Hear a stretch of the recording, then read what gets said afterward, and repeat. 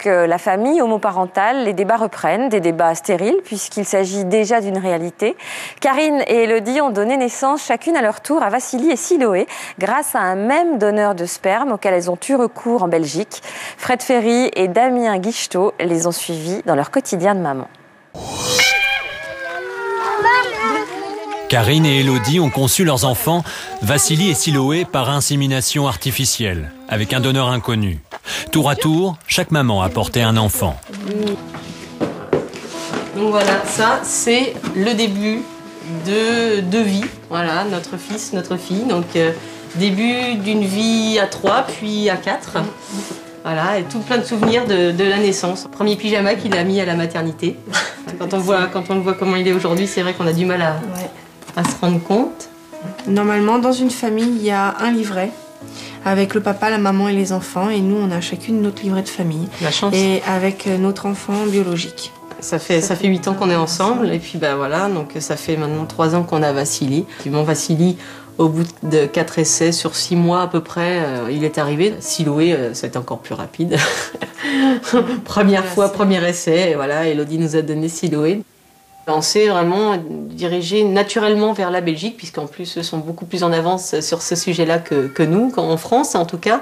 Et c'est vrai que le fait de ne pas introduire de tierces personnes dans notre histoire, puisque c'est le fruit de notre amour, de notre relation, de notre vie, et c'est pas ramener une autre personne. On a cette chance d'avoir le même donneur pour les deux, ce qui fait qu'ils ont quand même, eux, un lien biologique, tous les deux. Maman!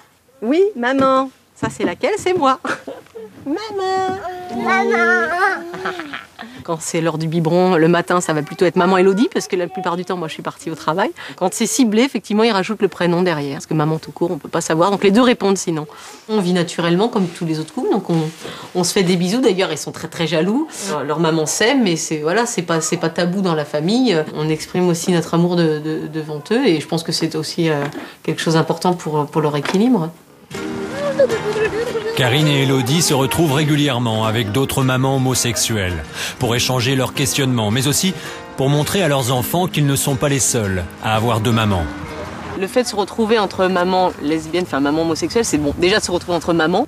On peut échanger quand on est maman, et quand on est maman homosexuelle, on a d'autres questions qu'on ne peut pas poser à des couples qu'on côtoie au quotidien.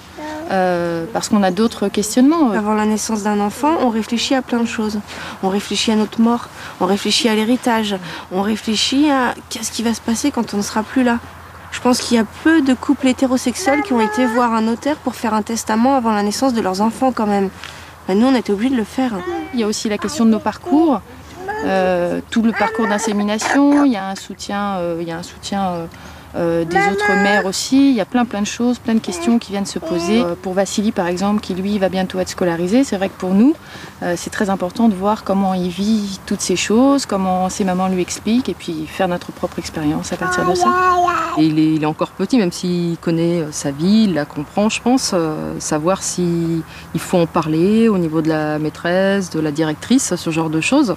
Il va être confronté à plusieurs événements, notamment la fête des mères, la fête des pères. Pourquoi, lui, à la fête des pères, on ne va pas faire de cadeaux? Comment gérer la situation? Est-ce qu'on en fait un cadeau pour l'autre maman? Si vraiment il n'y a pas de souci, c'est pas tabou pour nous, même si ça peut l'être pour d'autres.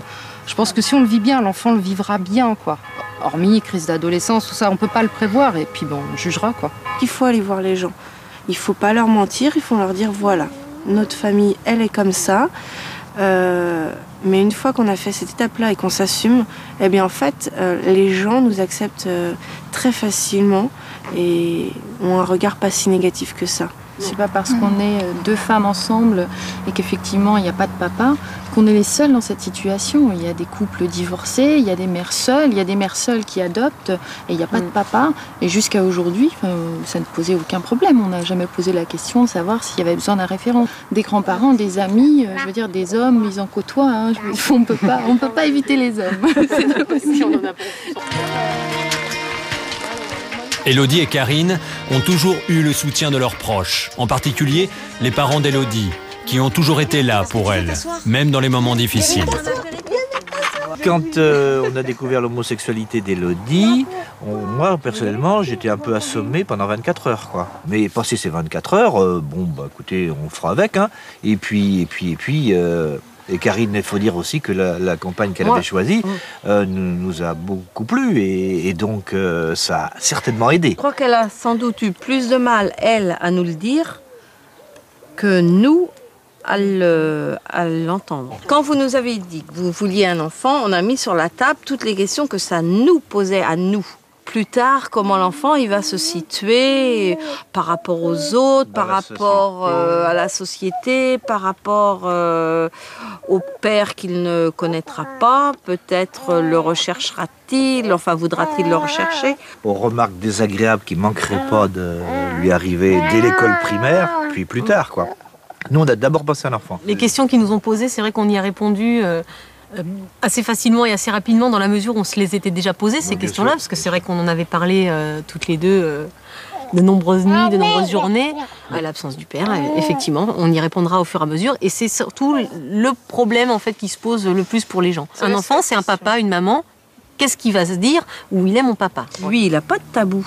Oui. Les tabous, ce sont les adultes qui les ont. C'est la société qui va lui renvoyer des questions. C'est aux mamans et à nous aussi de le préparer et qu'il soit bien dans ses baskets. Voilà. Il a pas de basket, excusez-moi. Là, par contre, voilà. Hop là. Allez, au lit, mon ange. Tu t'allonges correctement. Et puis on va raconter l'histoire. Théo a 2 mamans, explique Pauline. Mais dans une famille, il y a un papa et une maman. Mais pas 2 mamans. Bah ouais, les 2 mamans. Bah oui, comme Théo. Ce qui importe, c'est qu'elles soient heureuses, bien dans leur tête, et que les enfants soient épanouis. Et là, je peux vous assurer que les enfants sont épanouis. J'espère que dans tous les couples hétérosexuels, c'est la même chose. Je crois qu'il y a des enfants qui vont te demander pourquoi tu auras 2 mamans. Et tu vas leur dire quoi? Je vais leur dire, c'est normal.